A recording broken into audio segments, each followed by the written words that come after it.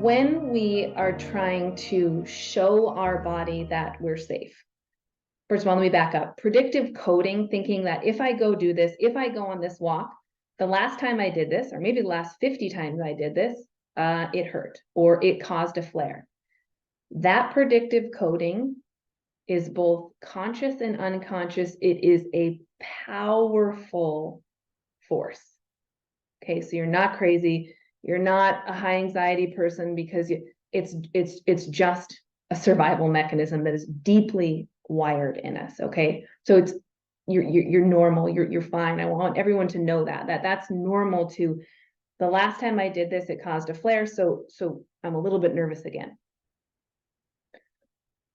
When we look at changing these pathways and eliminating that predictive coding and creating a new experience that could lead to a new outcome, we have to look at where is our body getting these instructions. And when we look at the unconscious and the conscious mind and the power of the two, the conscious mind is responsible for 5 to 10% of your total brain.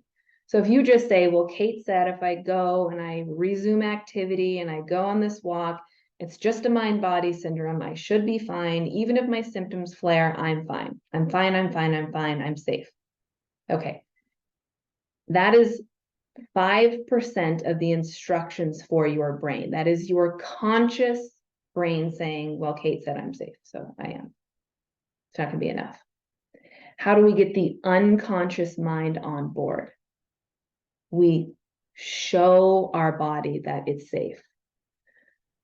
We go on a walk, we come back, we experience the flare and the symptoms. Of course we did. Predictive coding runs very deep. Once we experience those symptoms, we say, okay, well, normally I would just go right into fear because like this is scary and now I have this pain and this flare and what do I do? And we go back into the symptom fear symptom cycle. Showing our body, going and doing the thing, and then not reacting to the fear that happens as a result is how we reprogram the system. Guess what? You might not master this the first try. I didn't. How many runs did it take before I got back? A lot. Before I got back and just went, this is hysterical. This is such a, like, I totally see what's going on here. This is mind and body. This is nerve. Like, this is, it took me some time, some practice to get to that point. And I want you to know too, that your thinking and your believing is also very influenced by your level of fear and nervous system dysregulation. If you're here with chronic health issues, you have a very dysregulated nervous system and probably have for a long time. Your thinking is going to be influenced by that. So the rational mind, I got back, she said I was okay, but I'm scared. Just know that there is going to be fear that comes up, but it is when you remember the thinking and the thoughts. So you come back, you have the flare, thought comes into my mind, oh no, what if Kate's wrong? What if this isn't a mind-body syndrome? What if there's something more serious going on and I need to go in? Okay, so that was the fear-based thinking. Maybe it was automatic, maybe it was unconscious that came in. Now, how can you change the thought and your response to that thinking? Oh, I think this is true. This is right. I shouldn't have done that. I got to find another solution. I'm going to go see another doctor. Stuck in the loop again. So we continue to show our body that we're safe by going back and doing the thing, even when we experience the flare and the symptom.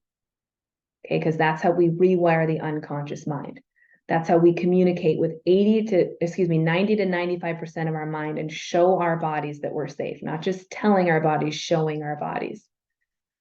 And we continue to do it until we get to the point where we come back from the walk, we come back from the thing. Even though it flared last time, like I was okay. I worked through it. We have to no longer allow those symptoms to have power over us.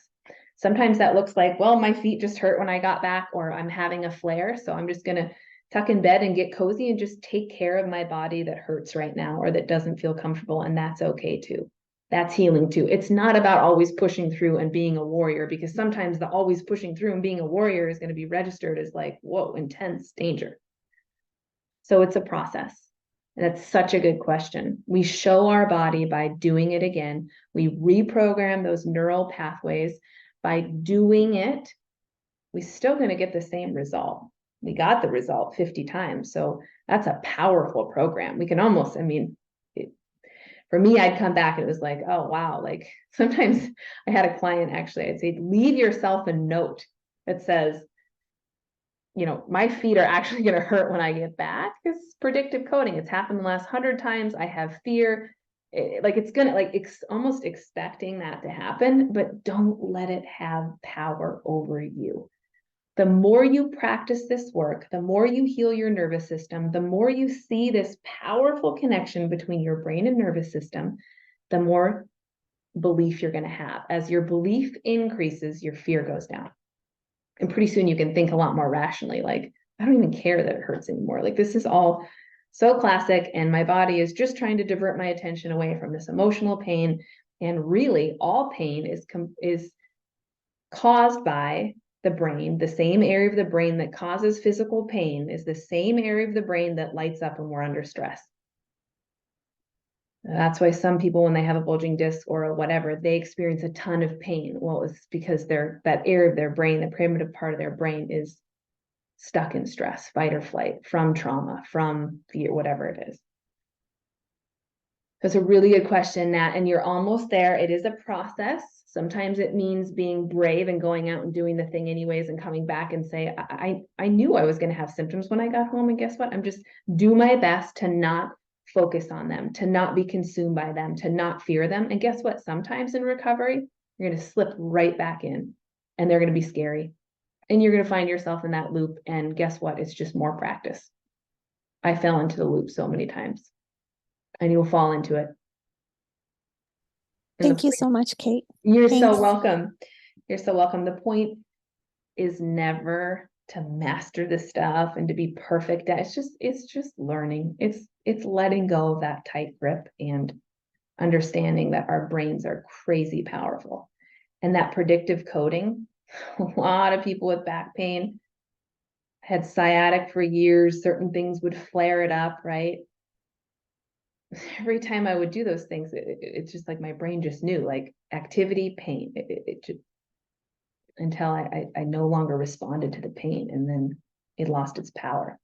Now I do all the activities and never have pain, and you can too.